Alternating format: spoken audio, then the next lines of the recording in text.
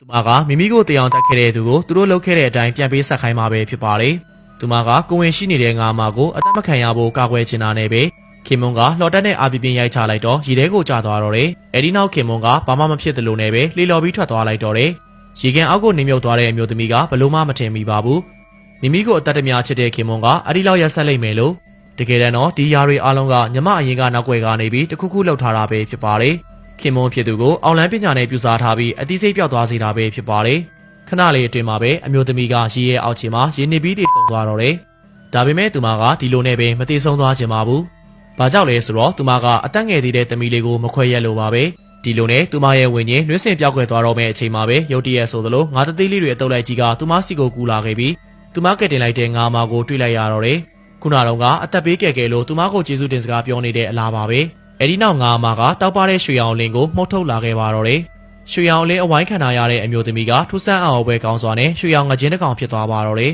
။အရန်ကိုစိတ်လောနေတဲ့အမျိုးသမီးကခဏလေးအတွင်းမှာပဲအင်ကိုပြန်ရောက်သွားခဲ့ပြီးသမီးလေးကငိုယိုပြီးစိတ်ကမ်းမှထိုင်နေတာကိုတွေ့လိုက်ရပါတော့တယ်။သူမကသမီးလေးရဲ့အရှိကိုချက်ချင်းပဲကူသွားလိုက်ပြီးနူးညံ့ညင်သားစားနဲ့သမီးလေးကိုဝမ်းမနေဖို့ပြောလိုက်ပါတော့တယ်။သမီးလေးမိမိကသမီးလေးကိုအခုချိန်ကစားပြီးတော့ကာကွယ်တာတွေစောင့်ရှောက်တာတွေမလုပ်ပေးနိုင်တော့ဘူး။သမီးလေးကကိုဘာသာကိုကောင်းကောင်းလေးစောင့်ရှောက်ရမယ်နော်။မိမိကဘာဖြစ်သွားတာလဲ။သမီးလေးမိမိနဲ့သမီးဖေဖေကငါဖမ်းရဲ့မတော်တဆရေထဲကျသွားတာပါ။အခုချိန်မှာတော့မှအမျိုးသမီးကသမီးလေးရှောင်းတွေကိုသမီးလေးရဲ့ဖခင်အကိုချန်ကသူမကိုရဲဆက်ဆက်တပ်ပစ်လိုက်တယ်ဆိုတာကိုမပြောပြပါဘူး။ဘာကြောင့်လဲဆိုတော့သူမကရှောင်းဒီအကိုချန်ကိုမုန်းတီးပြီးသူမကိုအနေရဖြစ်စီမှာကိုကြောက်လို့ပါပဲ။ရှောင်းဒီကအရန်ကိုဝမ်းနေနေတယ်ဆိုပေမဲ့လေမိခင်နဲ့အတူပြန်ပြီးနေလို့ရတဲ့အတွက်ပျော်ရွှင်ကြည်နူးနေပြန်ပါတော့တယ်။နောက်ရက်တွေမှာတော့သူမကနေတိုင်းမြစ်ပေးနာမှာစပားခွန်နဲ့အမေကိုအစာကျွေးနေပါတော့တယ်။ရှောင်းဒီရဲ့ဝမ်းနေနေတဲ့မျက်နှာပေါ်မှာလည်းအရေအပြုံးရှိလာခဲ့တော့တယ်။သူမကမိခင်နဲ့စကားပြောနေတဲ့အချိန်မှာဒေါ်လေးကရုတ်တရက်ရောက်လာတော့သူမကလန့်သွားပြီးဇောချွေးတောင်ပြန်သွားတော့မလို့ပါပဲ။အဲ့ဒါနဲ့မိခင်ကိုအလော်တကြီးနဲ့အမြန်ပုံးနေခိုင်းလိုက်တော့တယ်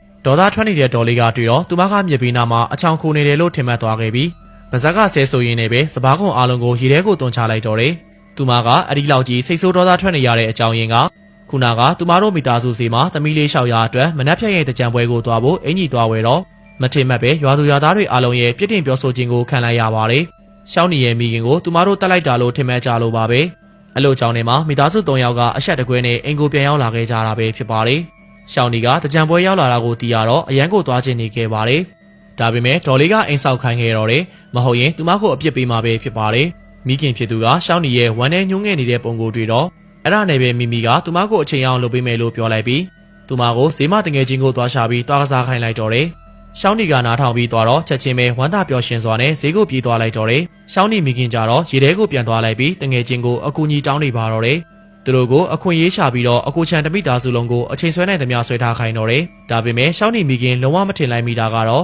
အကူကြီးတောင်းလိုက်တဲ့ငါးတသေးလေးကမထင်မှတ်တဲ့အကြောင်းကြောင့်အလွဲလွဲချော်ချော်ဖြစ်သွားတော့တယ်။ဘာကြောင့်လဲဆိုတော့ငါးတသေးလေးနှစ်ကောင်ကအကူချိန်တို့မိသားစုပျော်ရွှင်နေကြတာကိုတွေ့လိုက်ရတော့ဒေါသထွက်သွားပြီးဆဲဆိုနေကြလို့ပါပဲ။ဒီမျိုးသားကတကယ်ကိုတည်တင်တာပဲ။ကျွန်တော်ဒီမကောင်းတဲ့ကောင်ကိုဘလို့ဆုံးမမလဲကြည်နေပါ။ကောင်းဆုံးကြည်ထားငါးတသေးလေးကအရှင်ပြပြင်းနဲ့ခုန်ထွက်သွားလိုက်ပြီးတိုက်ချပစ်လိုက်တော့အကူချန်ကိုတခါတည်းနဲ့သွေးထွက်သွားစေတော့တယ်။ဘေးနာကရွာသူရွာသားတွေကတွေ့တော့နေတော့နေသေးတယ်လို့ဆဲဆိုနေကြပါတယ်။အကူချန်ကစိတ်ဆိုးဒေါသထွက်ပြီးရေမျက်နှာပြင်ကိုအဆက်မပြတ်ထိုးနေပါတော့တယ်။အဲ့ဒါနဲ့တစ်ချိန်တည်းမှာပဲအင်ကားနေအပြေးရောက်လာတဲ့ရှောင်းနီလည်းဈေးကိုရောက်လာခဲ့ပါတော့တယ်။ဒါပေမဲ့သူမကမထင်မှတ်ပဲနဲ့လက်ထဲကပန်ကိုနန်းတော်တွေကနေထွက်လာပြီးလာကစားတဲ့မင်းသားလေးရဲ့တဲပုံပေါ်ကိုစိုက်ထည့်လိုက်တော့တယ်။အစာကလေးကတဲပုံပေါ်မှာတခုခုလိုနေတယ်လို့ထင်နေတဲ့မင်းသားလေးကချက်ချင်းပဲအရန်ကိုဝမ်းသာသွားတော့တယ်။ရောက်လာတဲ့သူကရှောင်းနီဖြစ်နေတာကိုတွေ့လိုက်ရတဲ့အချိန်မှာတော့ပို့ပြီးတော့စိတ်လှုပ်ရှားသွားတော့တယ်။ထွက်သွားတော့မဲ့ရှောင်းနီကိုအလင်းမြန်ပဲဆွဲထားလိုက်တယ်။ဘာကြောင့်လဲဆိုတော့ဒါကတော့သူမတို့ပထမအဆုံးတစ်ခေါက်တွေ့ကြတာမဟုတ်လို့ပါပဲ။အရင်တစ်ခေါက်တွေ့ပြီးကတည်းကမင်းသားလေးကရှောင်းနီကိုအမြဲလိုက်ရှာနေခဲ့တာပါ။နှမျောဖို့ကောင်းတာကရှောင်းနီကိုဒေါ်လေးကအိမ်ထဲမှာပဲအမြဲပိတ်ထားတာပါပဲ။မင်းသားလေးကရှောင်းနီနေတဲ့နေရာကိုမေးမလို့ပြင်နေတဲ့အချိန်မှာပဲအလော်တကြီးရောက်လာခဲ့တဲ့ကိုရန်တော်ကကြားဖြတ်လိုက်တော့တယ်။အဲဒီအချိန်မှာရှောင်းနီလည်းမိခင်ရဲ့အလော်တကြီးခေါ်တဲ့အတန်ကိုကြားလိုက်ရပြီးသူမကိုအိမ်အမြန်ပြန်ခိုင်းပါတော့တယ်။ရှောင်းနီကအဖြစ်ကိုတီးလိုက်ရတော့ထပ်မနေရတော့ပဲလော်လော်နဲ့ပဲအိမ်ကိုအပြေးပြန်သွားတော့တယ်။ကံကောင်းတာကလန်တဝက်မှာသူမကကစားဘောကိုတွေ့လိုက်ရတာပါပဲ။ကစားဘောကသူမရဲ့အဖြစ်ကိုတီးလိုက်ရတော့သူမကိုအချိန်ဆွဲထားပေးဖို့အားလုံးကဆုံးဖြတ်လိုက်ကြတယ်။ဒါကြောင့်ဒေါသထွက်နေတဲ့အကိုချန်တို့မိသားစုကစိတ်ကန်းကိုရောက်လာတဲ့အချိန်မှာကစားဘောတွေကထုံနေမိသားစု၃ယောက်ကိုဘောကိုတခါတည်းဖြန့်ပတ်လိုက်တော့တယ်။သူတို့တွေကဒေါသထွက်ပြီးပြန်လည်ခုခံမဲ့အချိန်မှာလူတွေကအစောကလေးကထွက်ပြေးသွားကြပြီဆိုတာကိုသိလိုက်ရပါတော့တယ်။ရှောင်းနီကသူတို့၃ယောက်ထက်အရင်အိမ်ကိုပြန်ရောက်သွားတော့တယ်။အဲ့ဒါနဲ့မှအဖြစ်ဆိုးကနေတီတီလေးလွတ်မြောက်သွားပါတော့တယ်။ညရောက်တော့ရှောင်းနီကမြစ်ပြီးမှဝမ်းသာစွာနဲ့ မိခင်ဖြစ်သူကိုနေ့လယ်တုန်းကပျော်ရွှင်မှုကိုပြောပြနေတော့တယ်ဘသူထင်လိုက်မလဲအဲ့ဒါကိုအဖေတူအမေကွဲညီမလေးရှောက်ရကတွေ့သွားပါတော့တယ်ရှောင်းဒီကမြေပေးမတယောက်တည်းစကားပြောနေတာကိုကြည့်ပြီးအဲ့ဒါနဲ့ပဲသူမကမိဖို့ကန်ကိုတိတ်တိတ်လေးလာခဲ့ပြီးကြည့်နေပါတော့တယ်နောက်ဆုံးတော့ရှောင်းဒီကရွှေရောင်ငါးကိုအမေလို့ခေါ်နေတာတွေ့ရှိသွားတော့တယ်ရှောက်ရကထိတ်လန့်အောင်သွားပြီးတော့မိဖို့ကန်ကနေကြပြားကြရာထွက်ပြေးသွားတော့တယ်ထိတ်လန့်ကြောင်ရွံစွာနဲ့ဖြစ်စဉ်အားမိခင်ကိုပြောပြလိုက်ပါတော့တယ်ထူးဆန်းတယ်လို့ခံစားရတဲ့ဒေါ်လေးကအမားဖြစ်သူကမကြုံမလွတ်ပဲဝင်းကျင်ကရွှေရောင်ငါးပေါ်မှာဝင်ပူးတာပဲဖြစ်မယ်လို့စဉ်းစားမိသွားတော့တယ်အမားကိုရှင်ပြဖို့အတွက်အဲ့ဒါနဲ့ပဲသူမကရှောင်းဒီကိုဈေးကိုလင်းပြီးတော့သွားခိုင်းလိုက်ပြီးဟင်းရွက်သွားရောက်ခိုင်းလိုက်တော့တယ်သူမကြတော့ရှောက်ရနဲ့မြေဘေးကိုလာခဲ့ပါတော့တယ်ဒါပေမဲ့သူတို့နှစ်ယောက်ဘလို့ပဲရှာရှာရွှေရောင်ငါးရဲ့အရေးရောင်ကိုတော့မတွေ့ရပါဘူးလက်မလျှော့သေးတဲ့သူတို့နှစ်ယောက်ကစောင့်ပြီးတော့ဖမ်းဖို့ဆုံးဖြတ်လိုက်ကြတော့တယ်